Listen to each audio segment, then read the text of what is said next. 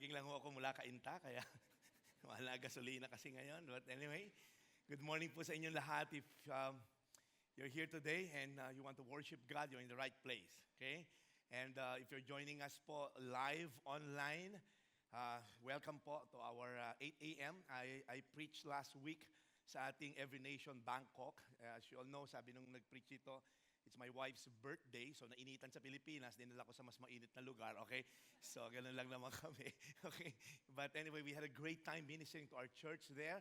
And it's a small church lang po, 100 plus. But then again, we're reaching out to locals of Thailand, and the pastors there and the volunteers are doing a great job in reaching out not just the Filipinos, because our goal is to reach out the locals po. Every country that we're into, we're reaching out the locals because eventually we're tinatransfer din sa kanila yung leadership sa mga locals din po. So good morning everyone. Napakainit po na issue yung ating West Philippine Sea. Pinagdadasal nyo ba to? Okay? Ang daming mga nagdadasal, ang daming mga umaasa, may mga iba sinasakyan to, yung mga in love. Nakita niyo ba yung mga nakita niyo yung isang tagline, buti pa yung West Philippine Sea, pinaglaban, di ba? Yung mga camp sawi, alam mo yung mga sawi sa pag-ibig, yan yung mga nakita kong post eh. Buti pa ang West Philippine Sea, pinaglaban. So, alam mo yung parang may pinagdadaanan yata. But talking about West Philippine Sea, ang dami rin kumalat na viral text. I don't know if you received one. It's not the actual text, it's a picture. Ang haba kasi, sinasabi, malapit na rin magyera, na bad trip yung China, ang ingay dito sa may... Na-receive niyo ba yon? Maingay dito sa Clark, nagbababa na yung mga gamit pandigma. Sabi ko, tindi ah. Nandun na rin mga aeroplano ng France, US, Japan, Australia. Nagyera nga sa Iraq, hindi nagpadala yung France dito pa sa atin. Parang natakot yung mga tao. I receive a lot of text from members, mga ushers natin, yung iba, small group ko pa. Sabi ko, wag muna ipasa yan. Okay? Kasi it will create confusion, it will create fear. Let me check with my friend from the Department of National Defense. Kasi siya ay spokesperson. So I texted my friend, which is a member of our church. Sabi ko, totoo ba ito bro? Sabi niya, those are bunch of lies, Pastor Jeff. Hindi yan totoo. Those are rumors. We're tracing kung kanino galing. So tinext blast ko lahat ng mga kaibigan ko, nagpo-forward sa akin noon, hindi totoo yan. Okay? And that's what lying does, okay? Yung pagsisinungaling po, it creates fear. Those are rumors po are unfounded po na mga kwento. I browse sa internet ng mga tinatawag na rumors that almost shocked the world. And I have few of those, nung na-rumor na si Steve Jobs, this was the time nung buhay pa siya, that Steve Jobs had a heart attack. Alam niyo po nangyari? The first hour of trading, the stock lost 10% of its value. Alam niyo kung magkano yun? Maliit lang naman. $4.8 billion. Just a rumor na si Steve Jobs inatake sa puso. Alam niyo kung sino culprit? An 18-year-old and a keyboard. Isang batang walang magawa sa kwarto niya, kinalat na heart attack si Steve Jobs, a rumor, ayun po, 4.8 billion na naging cost sa mga stockholders. Imagine, just a simple lying.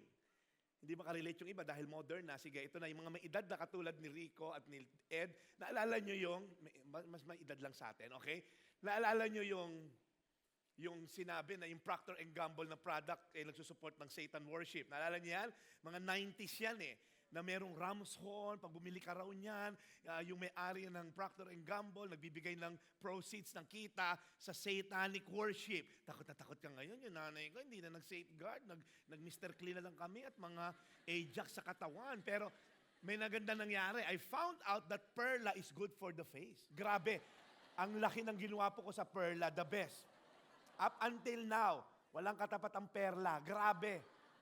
Malasutla, daig yung SPF 40 ng Olay. Grabe. Sa gabi mag-moisturizer ka ng Chinchansu, the best. Grabe talaga. Huwag na lain na, medyo maganda yung Chinchansu. Okay, so, but seriously, di ba, those are rumors. I-localize natin. Sino sa inyo rito, naniwala ka nung araw na itong pag nagsukat ka sa fitting room ng mall na to, merong kakambal na ahas, yung anak ni Robinson, right? Naalala niyo yun? Okay? Oh, yeah, di ba? This is kind of funny. We were preparing a sermon last week, this week, okay, Tuesday, Wednesday, and Friday. Yung isang pastor, hindi ko na sasabihin kung sino sa pastor sa amin, okay? Basta wag na natin sabihin, taga 2 and 4 sa afternoon. Nung daw kainitan nung ano na to, nung rumors na to, pagka nag-fitting room siya dun sa Robinson sa Manila, ganun siya mag-fitting room. Baka kasi bumuka eh. Tapos papakain siya sa kakambal na ahas ng anak ni Gokong Wei. Imagine, sabi ko, Pastor, babae kinukuha, okay? So ikaw, wag kang umasa, okay? Malay mo, ipakain ako dun sa kakambal na ahas. You know the story, di ba? Si Alice Dixon daw, nahulog sa fitting room, binayaran and all, nagpunta ng Canada. And that rumors, talagang bumagsak ang benta. Walang bumibili ng mga damit sa Robinsons because nga, makakainin ka ng ahas na bumubuk ang fitting room. You see, that's what lying does. It destroys. Nung nagkaroon ng rumors sa West Philippine Sea, it destroys yung faith ng mga tao. May gera na paninegosyo ko. Pagka po may nagsinungaling, it destroys trust. That's why this 9th commandment is very important. Because we're going to look at the story now, itong 9th commandment which says, Exodus 20 verse 16, you shall not bear false witness against your neighbor. The verse doesn't just talk about witness sa court because otherwise nilagay in court. It talks about lying. And we're going to look later in different expressions of lying. But before we do that, let's bow our heads and let's pray.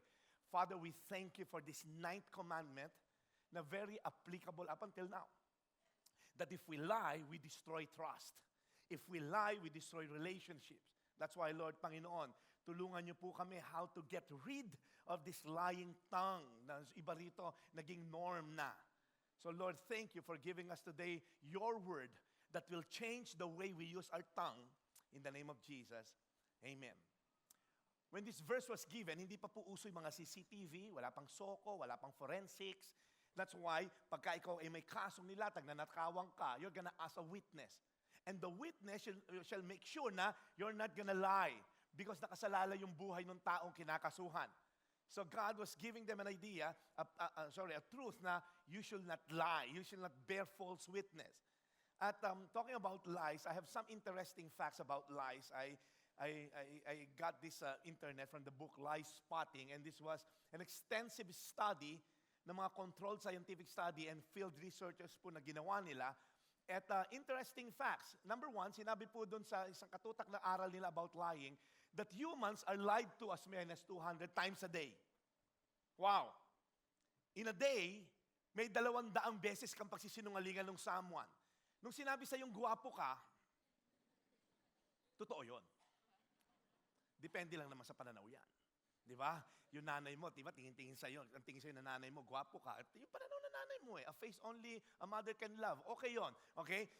Sabi dito, there are, people told 2 to 3 lies in a 10-minute conversation. Wow, interesting, isn't it? Naakala mo, truthful yung kaibigan mo. Saan ka galing? Ang traffic, na ano ko, ganyan. Hindi pala totoo. So you're gonna get around 2 to 3 lies in a 10-minute conversation. Another interesting fact, of the lies we tell, only 25% are for someone else's sake. Wow, mababait naman pala tayo. We're thoughtful. Di ba? Ayaw mong sabihin yung totoo. Lalo yung mga Pinoy, hindi tayo confrontational, di ba? Ang laki na ng muta, ayaw pang sabihin. Di ba, hiyang-hiya kayo. Parang, may muta ba ako? Wala. Buti ka pa meron. Sabihin mo na lang, yung muta mo ang pangit tingnan. Di ba? As simple as that. Kaya lang tayo mga Pinoy thoughtful sa nagsasaningal. Mabaho ba hindi ako? Ha, hindi naman. Nanununtok lang, okay? Why don't you just say it plainly, okay? But because Filipinos, we love other people. That's why maybe this is higher than 25 tayong mga Pilipino. Another one, this is interesting. Children begin deceiving as early as age ng 6 months. Wow. Ako hindi na surprise because sa Bible nga, sa mother's womb mo pa lang, sinful ka na eh. So it just validates what the Bible already said na ang bata hindi pong pinanganak na morally neutral. In fact, sabi dito, they pretend laughter or crying when nothing was wrong just to get attention. Sino may baby rito? Yung anak niya marunong magsinungaling as early as 6 months. They're trying to get attention. Kunyari, iyak siya. What happened? Wala na. Nasisinungaling siya. So imagine, I mean, it's real. And this is the most interesting facts na nakita ko out of this book. Sabi niya, gorillas, tingnan niyo yung katabi niyo. Hindi yan yun. Okay, gorillas is sa Tarzan. Na-validate nung sa Tarzan. Nagsinungaling yung nanay ni Tarzan. Sabi niya, I am your mom. Of course, hindi naman totoo dahil gorilla siya, no? So sabi nito, gorillas, fish, birds, even orchids engage in deception. Wow! Interesting, ano? Sabi nito, plants rely on deception to survive. So you see, lying is natural to human being because we're sinful nature. Given a chance, self-preservation, magsisinungaling tayo. So when I ask this question, why do people lie? Ba't ba tayo nagsisinungaling? Bakit ang favorite mong kanta, ikaw na mahilig kang magsinungaling, ang favorite mong kanta yung Lying Beside You. Ay, iba ba yun? Ibang lying yan. Okay, iba pala. Pero parang yung spelling, okay? Why do people lie? Ano ba mga dahilan? Well, for some, it's out of fear. There's this fear of rejection. Or sometimes, natatakot kang mapanis. Si Mang Delphine, sa si Aling Josie, naakyat bahay yan eh. Yung akyat bahay, sabi, pinapatay ko lahat ng mga inakyat bahay ko. Anong pangalan mo? Sabi kay Aling Josie, sabi ni Aling Josie, Josie po, naku, kapangalan mo yung nanay ko, hindi kita papatayin. Ikaw, lalaki, anong pangalan mo? Delphine po, Delphine. Papatayin kita, pero wait po, my friends call me Josie. Okay? So, parang, nagets ba nung nasa likod? Okay na? Okay, medyo may mga senior citizen card kasi okay na po, we're the same pay.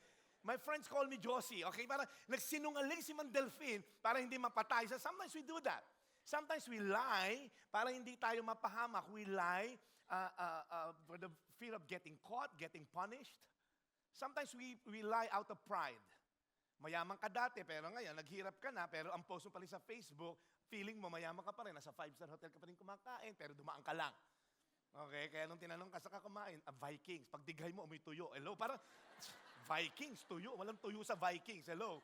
Parang, kasi nga, masyado kang prideful. Okay? Ayaw mo, you're so insecure. Some, they lie to manipulate. Sino na rito, don't raise your hand, nandaya ka sa biodata mo? Para medyo tumaas-taas ang iyong rating. Okay? We do that. When we lie out of fear, it's self-preservation. When we lie out of pride, it's really self-promotion. When we lie to manipulate, it's selfish gain. Puro selfish. So when we do lie, 75% according to study, it's all about personal. It's all about selfish intention. Self-centered, self-absorbed human being lie. And come to think of it, the Ten Commandments, as we've been reviewing, the first 4 talks about relationship with God. The other 6 talk about relationship, how we relate with others. Meron ba diyang relationship with yourself? Wala. Wala dyan how to treat yourself. Because when you treat others, the other will treat you the same way. So God is giving them these commandments to teach them how to relate with God and with others.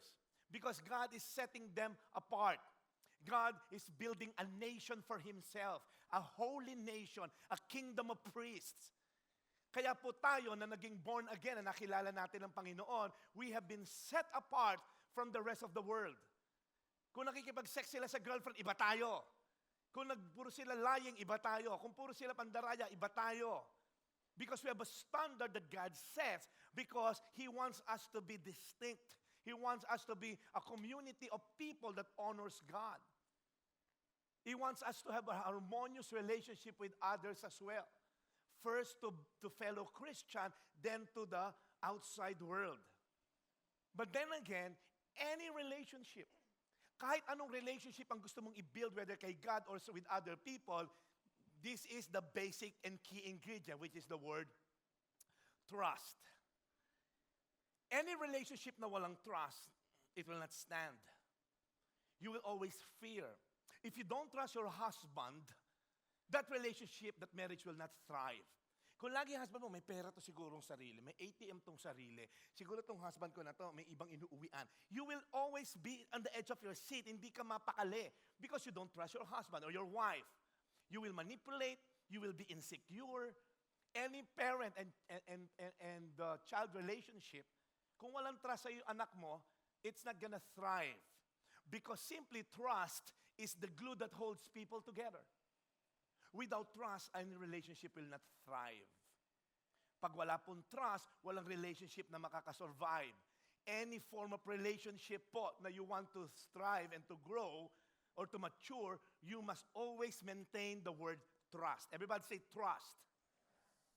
And nothing breaks trust faster than lying. Subukan mo, may best friend ka, sobrang close mo, magsinungaling ka, magdadalawang isip na siya. Mahal kaya talaga ako na to? Remember the story of Adam and Eve, the first lie ever thrown to man? Medyo si Eve, parang magkaka-stiff neck yata, ano? Ikot nga natin, okay? Parang ayaw umikot. Ayan. So, tingnan nyo. Nung kinausap niya tong si snake, sabi, you will not certainly die. That's the first lie that was ever thrown to a human being. First lie na pinaniwalaan ng tao.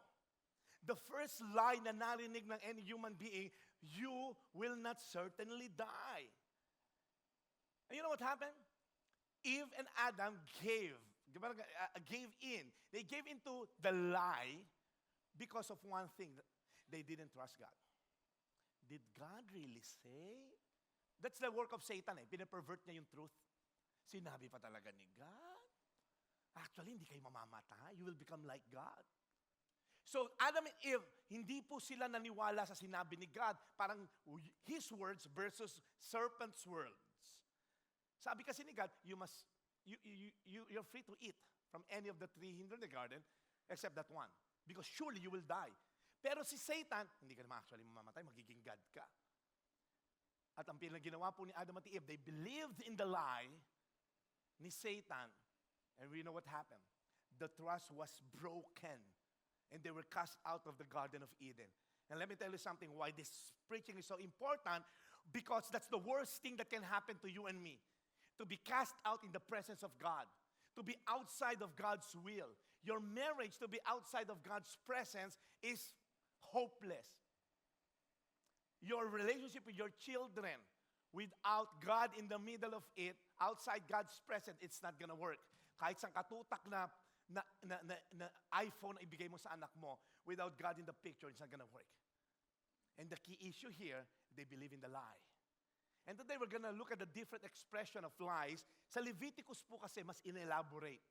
Remember, sa Ten Commandments sa Exodus, sinabi lang doon, do not have sexual relationship na hindi mo asawa. But then sa Leviticus, inisa-isa doon kung anong klase. We've talked about that doon po sa do not commit adultery. And here, same thing sa lying. Si God po inelaborate kay Moses the different expression of lying. Because some of you have checked out on me kanina pa. Sinabi nyo kasi, hindi naman ako napapatawag sa korte. Hindi naman ako pupunta sa witness stand. So, hindi yata applicable sa akin to do not bear false witness. But then again, we will elaborately parang expound on this. You elaborate natin, ano ba yung mga lie? Number one, do not lie means do not deceive one another in Leviticus 19. Do not defraud your neighbor. Do not pervert justice. And lastly, do not slander. So, apat po yan. Tingnan lang natin, baka kasi meron kang ginagawa na akala mo tama, okay, a form of lying pala to. So, let's start. The word first na, do not deceive. Okay? Do not deceive. The word do not deceive means to cause someone to believe something that's not true. So when you're deceiving someone, pinaniniwala mo, pinapaniwala mo na totoo, pero hindi naman, pero meron kang hidden agenda. Typically, in order to gain some personal advantage. A classic example from the word itself, deception, deceiver, si Jacob. Remember Jacob? Ang ginawa po niya sa tatay niya kay Isaac, dineceive niya.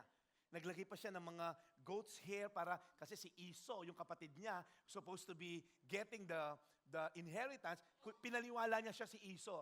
Hawakan mo tayo yung aking balahibo. Oo nga, ikaw nga si Esau. Kasi malabo na mata ng tatay niya eh. So he deceived his dad to gain an inheritance. So pag nagtitignan mo to, some of us here today have done that. Some of you here today na born again ka, na righteous ka naman, okay? Kaya lang, may mga bagay kang wini-withhold na information so that yung ending preferable sa'yo. Let me give an idea.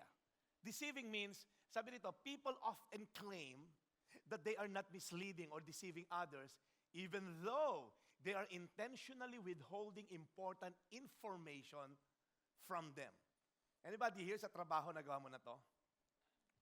Yung mga sinasabi mong meron kang hidden agenda, meron kang gustong ending na result.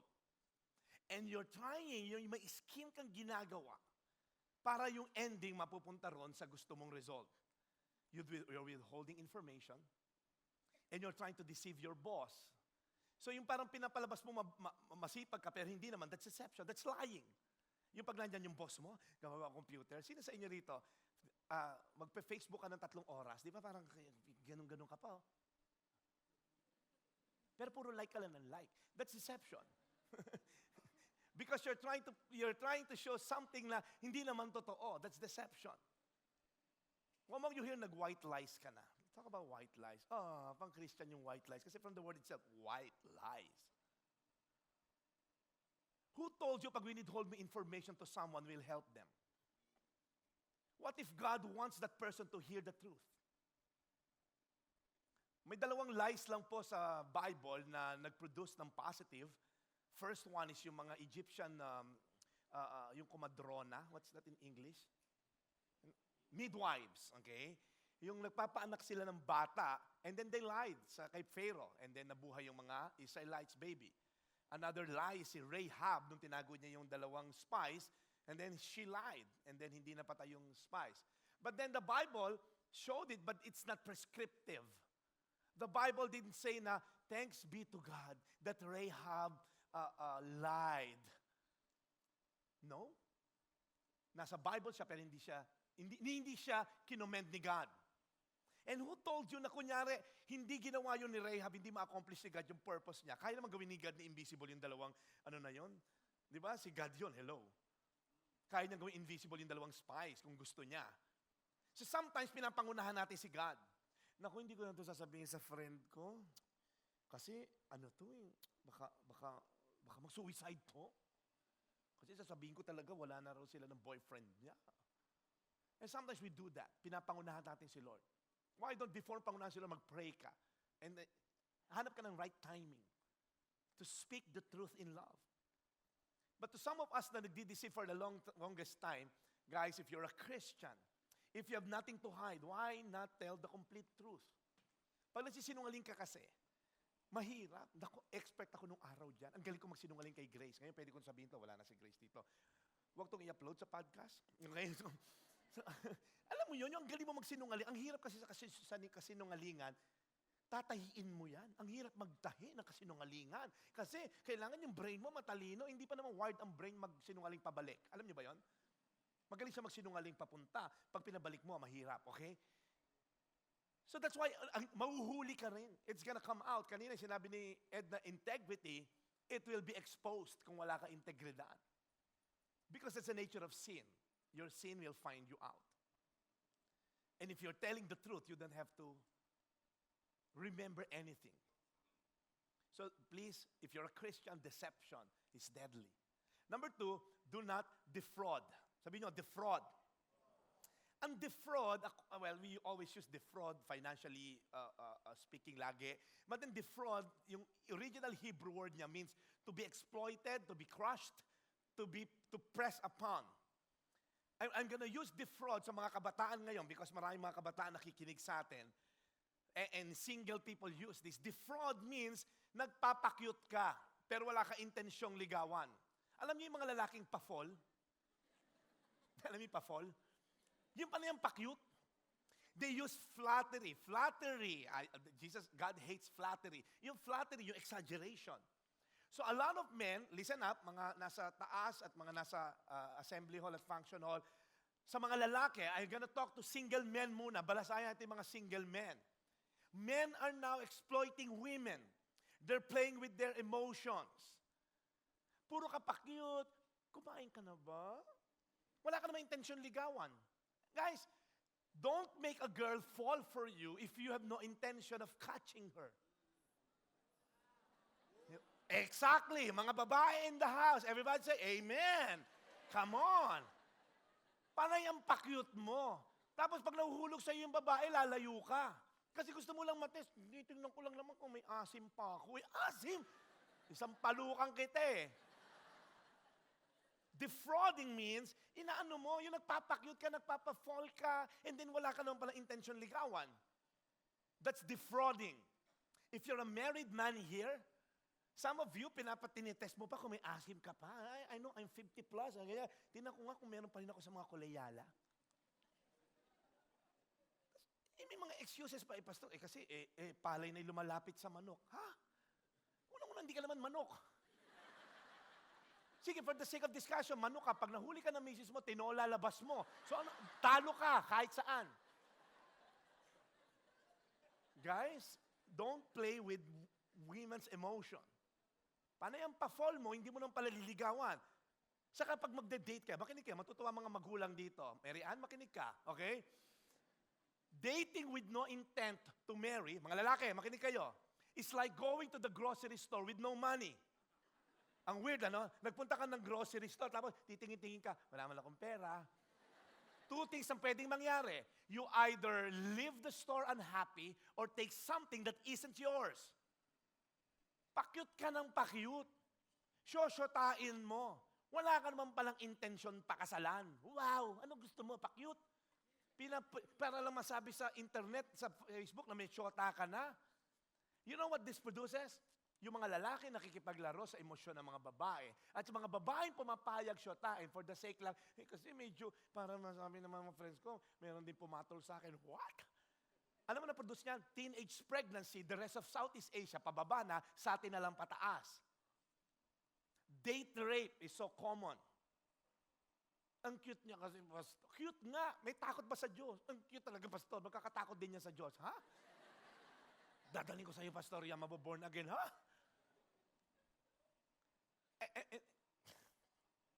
Para akong tatay dito. Kahapon, mas may fire ako dahil nandang dalawang anak kong dalaga. Pero ngayon, medyo wala akong gana eh. Pero kakausapin ko na rin mga dalaga rito. Pag may nanligaw sa inyo, unang-una, tinan mo kung may trabaho. Kung nangingi ng load sa nanay, ni walang pandate, dadaling ka sa Angel's Burger, po!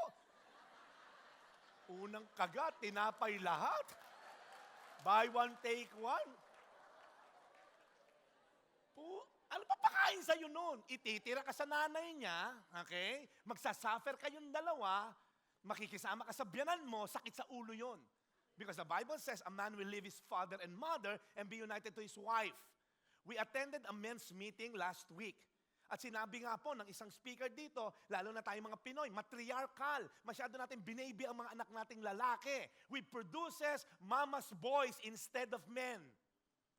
We've raised up a lot of mama's boys na nakadikit sa nanay. Kasi yung mga nanay na overprotective. Mga tatay na absent plus a nanay na helicopter mom. Alam niyo yung helicopter mom na nanay?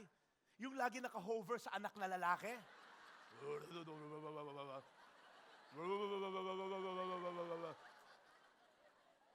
Nadumihan dito, tissue. Pupunta na siya, buksan yung ilaw. Masyado mong binaby, paglaki, walang kalakas-lakas. Malalamya. Kaya sinabi ni Ed kanina, pati babae, lalaki nagme-makeup na ngayon. Metrosexual, pakyut ng pakyut. Hindi makabuhay ng pamilya. Nandun sa nanay. We need to be men.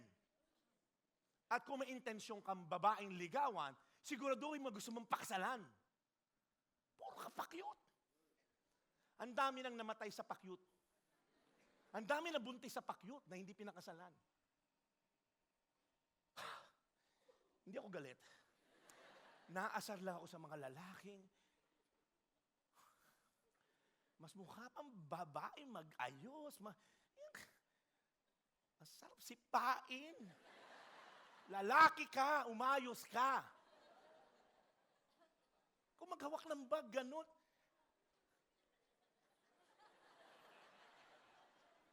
Madumisiko mo, ay, ganun ang tingin ng lalaki.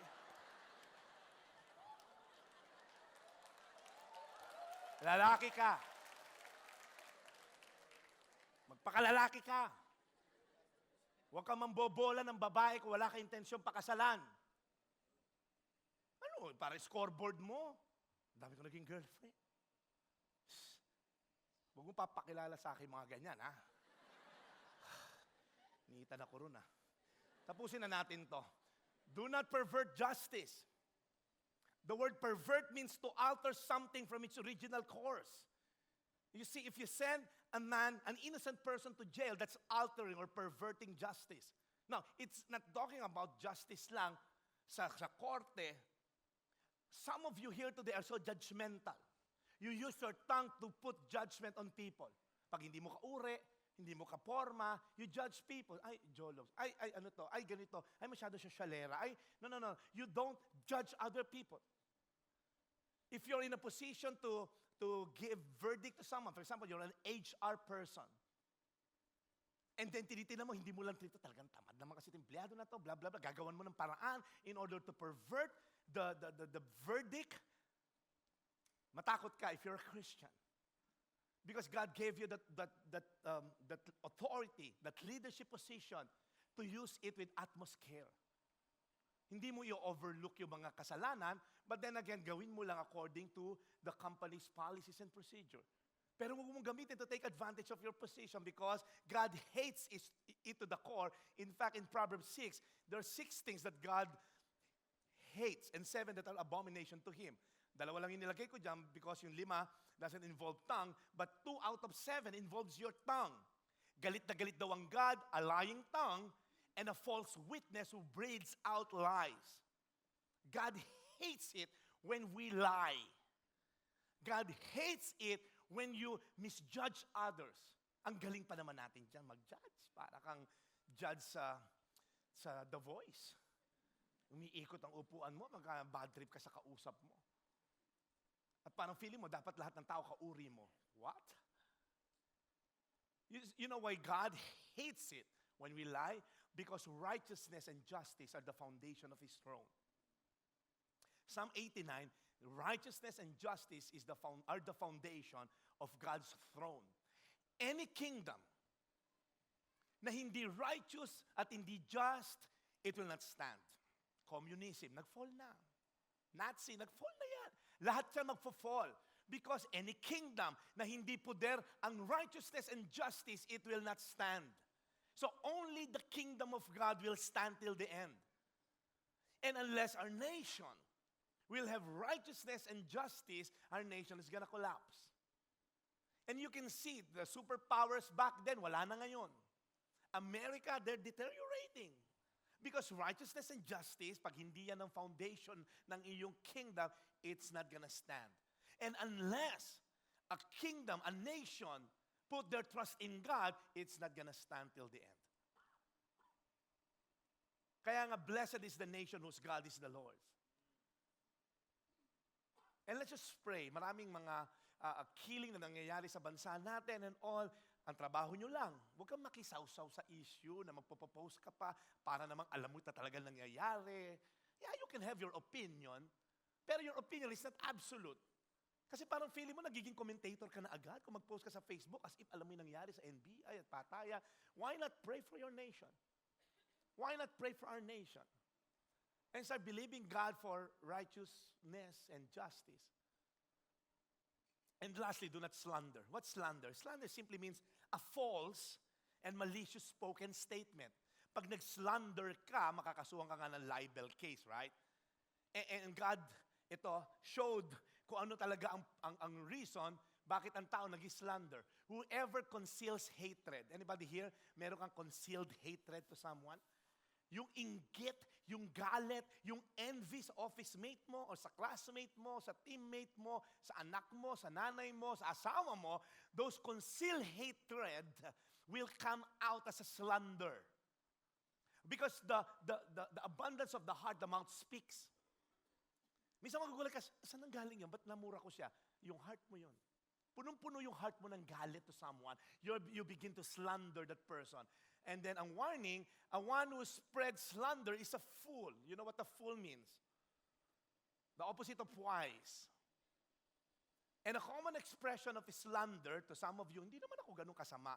Alright, sige. Kung mong you hear na gossip ka na. You know what a gossip means? A gossip is you're talking somebody else's lives na hindi mo naman agenda. Kukwento ko yung buhay ni Rico kay Ed, pero wala namang kinalaman sa problema ni Rico. Yung kukwento kay Ed. Kumbaga, Ed, kwento ko sa yung buhay ni Rico ngayon. Alam mo ba, ganyan-ganyan. Wala namang solusyon mabibigay si Ed. So that's gossip. Nagkukwento ka ng buhay ng iba na wala namang solusyon. At tayong mga born again, ang galing sa ganito. Hindi natin sinasabing gossip. Tinatago natin siya sa pangalang prayer request. Uy, Mare, kawawa si sister ganun. Pag-pray natin. Ano ba prayer request niya? Naku, ito Hindi umuwi asawa niya, 3 days na. Pag-pray natin yan. Okay? Kung si Jesus nabuhay on the 3rd day, baka yung asawa niya bumalik. Yung anak niya, nabuntis pala. Kanya, nagpunta kunyari ng probinsya, pero buntis. Pag-pray natin yan. Okay? Tapos, yung palang LED na TV nila, hindi naman pala kas kinuha. Inutang. So pag-pray din natin yan na mabayaran nila. Di ang dami, no? O, pray na tayo. Hindi na okay na yun, nakwento ko na sa'yo. Kaya mag-ingat ka sa mga prayer requests mo. Pinagpe-pray mo ba talaga? Because a perverse person, he stirs up conflict and a gossip separates close friends. Would you agree with this? It's a 1,000-year-old writing and alam mo, totoo ngayon. Ilan ang pinaghiwalay ng mga chismosa? Ang dami. Sabi nga ni Eleanor Roosevelt, taga Quezon City yan. Roosevelt Avenue, okay? Sabi niya, great minds discuss ideas. Ideas, pinag-uusapan niya mga ideas. To some of us here, mga average lang tayo. Average minds discuss events. Alam mo yung mga chismoso? Eto, small minds discuss people. Uy, alam mo si ganon, si ganyan. Okay, ganon lang ang ano nila. I'll give you a tip how to stop gossip. For example, kukwento ko kay Ed yung buhay ni Rico. Ed, kwento ako sa tungkol kay Rico. Alam mo ba si Rico? Ito yung magiging filtering question ko before ako magkwento. Unang-una, bago ko sabihin yung kwento ni Rico, ito yung tatanong ko sa sarili ko. Is it true? Alam mo, si Rico, ganito, ganyan. Totoo ba yon? O kunyari, totoo. Is it helpful? Ano matutulong? May problema si Rico, sila ni Menchit, nag-away kagabi. Ano maitutulong kay Ed nun? Is it inspiring? Alam mo yung away nila, nagsaksakan. Nakaka-inspire ba yon? Pero kunyari, sinabi ko, alam ba si Rico, may kamag-anak na may pamangkin sa Bacolod, pinag-aral, cum laude daw. Ikwento mo, inspiring. Is it necessary in the first place? And then last, is it kind? Kwento ka ng kwento, ano kinalaman ng buhay ni Rico kay Ed? I'll give you a tip, paano pamahinto ang gossip. Pagka kunyari, Ed, may kukwento ako sa iyo tungkol kay Rico. Sasabihin ni Ed, Jeff, kung nandito ba si Rico, makukwento mo ng ganyan? Kaya nga, chismis, wala siya hello. Ang gagawin ni Ed para ma-stop ang gossip sa kanya, Jeff, kung hindi mo yan kayang ikwento na nandito si Rico, I don't wanna hear it. Because I won't allow my ears to be a dump site ng mga basurang ikukwento mo kung hindi mo naman kwento kung nandiyan si Rico. Or, can you give me permission pagkakwento mo sa akin, iba-bounce off ko sa kanya? Because I'm sure kaya mo kukwento, gusto mo mabago yung buhay niya. Hindi naman, gusto ko lang talagang masira. Okay? So, gossip yon. So, here's the thing. For gossip to stop, sa iyo pa lang, stop it. Do not slander. Do not slander. A false and malicious spoken statement. So, guys, as I end, these 4 things. Do not lie. Meron ba tayo dyan? Because I'll tell you something. When words are out, when you send it out, pag nasabi mo na yung slander, nakapagsinungaling ka na, nakapagsabi ka na ng masasama, it's like a toothpaste na lumabas sa tube. Once words come out, it's easy to get the toothpaste out, isn't it? Okay? But it's very difficult ibalik. Nakasubukan mo na magbalik ng toothpaste? Sinasaksak. Ang hirap, pare. Ang hirap. Nasayang lang. Lumabas pa nga iba naasar nga Once we speak destructive, demeaning, degrading words, the damage is done to the person. Sometimes, even if we apologize, the wounded trust does not come easily na ma-heal. Violated trust is very difficult to regain, even if sometimes it's impossible. Yung mga sinabi sa yung hurting words, it's hard makarecover. That's why if I were you, ingatan mo yung words mong lumabas. I'll tell you something. I'll give you a tip. Ang dami nyo ng tip. Pag full of emotion ka, huwag kang magre-reply. Pag emotionally charged ka, huwag kang mag-post sa Facebook. Pag atat ka ng magsalita ng pabalik, hold your thoughts. Mag-pause ka ng take a deep breath, mga 10 minutes, huwag kayo hinga. Okay? Tapos mag-pray ka. Saka ka sumagot, mag-reply kung talagang kailangan mag-reply. Sometimes you don't have to reply. Sometimes you don't have to post anything. Because you're so emotionally charged, hindi ka nag-iisip. At yung words na i-post mo na sa Facebook, a lot of people have been hurt. Ang hirap, ibuburahin mo ngayon. Wala na, na-copy-paste na nila, na-screenshot na nila, at forever mo nang tatak yun, na nagmura ka sa Facebook. And you're a Christian. That's the sad part. You're supposed to be the salt and the light. You're supposed to be the ambassador of Christ. And how are you with your tongue? Kung hindi ka Christian, okay lang, kasi ito naman yung tatay mo. Ito yung tatay mo kung hindi ka born again. You belong to your father, the devil. Tignan mo to, sino mga manugang ni Satanas dito? Sino ang biyanan mo si Satanas? Because that's what the Bible says. And you want to carry out your father's desire. He was a murderer from the beginning, not holding to the truth. There's no truth in him. When he lies, he speaks his native language. For he's a liar and a father of lies. So pag nabutol po ang trust, some of you have broken relationship today because of lying. Some of you are financially wrecked because of lying. You're insecure, gusto mo mag-post ng lifestyle na naka-Rolex, kahit utang, naka-Japorms ka, kahit baon sa utang, because you're lying. Because you're so insecure. Because you're not trusting in God that He values you the most. You believe in the lies of the world. Kailangan naka-LV ka kahit utangin mo because that will set your identity right. Really? Who told you a dried alligator skin can define your identity? Hello? Minahal ka niya at your worst. Hindi ka niya mamahalin dahil may LV ka na bag. Hello? So wag kang mangutang at magsinungaling sa iyong portray mong social ka, kahit baong ka. I have nothing against branded. Hello? Mag-brand ka all you want. Pero tinan mo yung puso mo. You are full of emotional wound and scar today because of lying. You're living a condemned life because of lying. So let's just browse through this. I ran out of time. How to get rid of lying. I'm sure tinatanong nyo yan. Know the truth. Know the truth.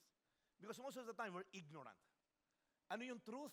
The Word of God. Sanctify them in the truth because your Word is truth. Kaya ka may problema sa truth because you don't know the truth. The Word of God is the absolute truth. Lahat ng ibangga mo dyan at hindi ayon sa Kanya, false yon. So kunyari, ang truth sa Bible, love your wife. Hindi na siguro applicable ngayon yan. Hindi, the Bible says love your wife. That's no longer the truth. Equal na ngayon. Tapos sabi, wives, respect your husband. Ba't ko i-respect? No, that's the truth. The Bible is the absolute truth. Kung walang Bible, kanya-kanya tayong define ng truth. It becomes relative. Hindi, ang truth sa amin ganito. Hanggat hindi nasasaktan, hindi pa rin lying. Sa amin naman sa probinsya namin, ganito ang definition ng truth. So it will never be established. That's why there's a Bible. Because the Bible is the ultimate peg of truth. So magbasa kayo ng Bible. Because that's where the truth is. Ito pala yung totoo, the way I treat my wife. Ito pala ang totoo, the way I speak. Ito pala ang totoo. Now, next, speak the truth. Speak the truth. Alam mo na yung truth eh. Therefore, having put away falsehood, let each one of you speak the truth with his neighbor, for we are members of one another. Tinanggal mo na yung old self mo. You're born again. Now, speak the truth. Ano yung lalabas sa bibig mo? Aside from speak the truth in love, is speak what is only helpful in building others. You should be, as Christian, you should be a person who speak encouragingly to people. Hindi kayong puro alam niyo yung mga taong negatron? Yung puro negative lumalabas sa bibig. Hindi pong Mare, yung anak mo, yung inaanak mo, lagi na lang gabi umuwi. Naku, adik yan. Gabi umuwi, adik yan. May tutor yan sa ilalim ng kama. Tinan mo, malalim ba yung mata? Late lang umuwi, adik agad. Baka naman nata-traffic lang, di ba? Yung gusto agad mandamay dahil siya miserable ang buhay. As Christians, every time we open our mouth, it should be to build others up. How are you today? Kamusta yung marriage nyo? Can I pray for you? If you're an employee here, are you the person na kilala as an encourager sa office? Or kilala ka na, huwag ka lumapit dyan, negative laging malabas dyan. As a Christian, every time you open that mouth, should encourage someone. How can I pray for you today? Kaya mo yan. Mahina ang benta, pag-pray natin, kaya natin yan. According to their needs, that may benefit those who listen. So how to get rid of lying, know the truth, is speak the truth. And then my last part ako, remember, si Adam and Eve failed. But there's this one person in the Bible who was tempted by the same serpent, by the same devil. And this time, same scenario. He was in the desert. He was in the wilderness, and that was Jesus. Tinetempt siya ng enemy. Sabi ng enemy, throwing lies at him, the devil said to Jesus, if you are the Son of God, may pinapagawa sa kanya. So he was imputing lies kay God. Anak ka ba talaga ng Diyos? Kung talagang anak ka ng Diyos. So he's trying to put doubt into Jesus' mind. Kung talagang anak ka ng Diyos, gawin mo naman itong tinapay, itong bato na to. Kasi Tom Jones ka na. Kung kumagat si Jesus doon, and then the trust was broken. Because kung sinabi ni Jesus, oo nga, anak kaya talaga ako ng Diyos? 40 days na ako rito, gutom na gutom ako, sige gagawin kong tinapay ito. Kung kumagat siya ron, then the trust was broken. But Jesus is so secure, rather. He's so secure. No, I am the Son of God. I don't have to prove it to you. Because alam ko yun. I don't have to fear. I'm not full of pride. I am the Son of God. I don't have to prove it to you. Jesus trusted in his relationship with his Father, unlike Adam and Eve. So, sabi ni Jesus, I am the way, the truth, and the life. So lastly, know the truth. Speak the truth and receive the truth. Unless you receive Jesus Christ, you cannot stop lying. I don't know, wala akong ibang advice sa'yo. Parang, you can stop lying, huwag ka na lang magsalita. Pero yung heart mo naglalay. Puro self-deception. So, hindi rin. Unless you receive Jesus Christ, you will never stop lying. Let's all stand on our feet as I read the last verse. Yet to all who did receive him, John 1:12, to those who believed in his name, he gave the right to become children of God. So guys, lying is destructive. Lying is driven by fear and insecurity and pride and manipulation. Pag tayo po'y naglalay, may mga outcome tayo na gusto nating marating, and you're thinking by lying, sa pagsisinungaling ko, doon ako magtatapos. At mas matalino ka kay God dahil you're trying to manipulate the result. Kaya po today, if you're here and you've used your tongue sa apat na yon, whether you're defrauding, you're deceitful, some of you nagkwento ng hindi totoo, you're gossiping, I guess we have to repent before God and ask God for a grace. So that, Lord, use my tongue for your glory. Sabi sa Bible, seasoned with salt when you speak. A salt preserve, not destroys. That's why if you're here and you're asking God, Lord, gamitin mo yung dila ko, yung bibig ko for your glory. Let's bow down our heads. Anybody here, baka lang meron na you've been using your tongue not in accordance sa purpose ni God. And you want to repent today and start using your tongue the way God intended it to be used. Please raise your hand and repent before God. A gossiping tongue, maybe malicious tongue, judgmental. Hello, I'm raising my hand. I'm one of those people. Lord, we thank you. We repent, Lord God. Kasi Lord, kami, minsan nakikita lang namin sarili namin, how to preserve ourselves. That's why we manipulate, Lord, yung mga words namin. We play with the hearts of other people. Nagsisinungaling kami to get the things we want. But Lord, starting today, we repent, Lord God, and use it for your glory, Lord, our tongue. As you said in your word, that let not unwholesome talk come out of our mouth, but Lord, what is only helpful in building peoples up. So Lord, thank you. Bless our tongue, Lord God, only to be used for your glory. To be used, Lord God, to bless others. To encourage other people, Lord God. Help us, Lord, to be conscious. Pag natetempt na kami magsinungaling, whether it's white lies, or talagang hideous lies, Lord, yung talagang makakasira ng tao, Lord, help us to be reminded. You have saved this tongue already. You've cleansed it. Because we have received you, and I'm your son, I'm your daughter, I'm your child. That's why, Lord, there's no place for me to use this tongue, Lord, unholy to you. Because you're holy. Help us to live a holy life. Thank you, Lord Jesus. In Jesus' name. Everybody say, amen, amen, amen, amen.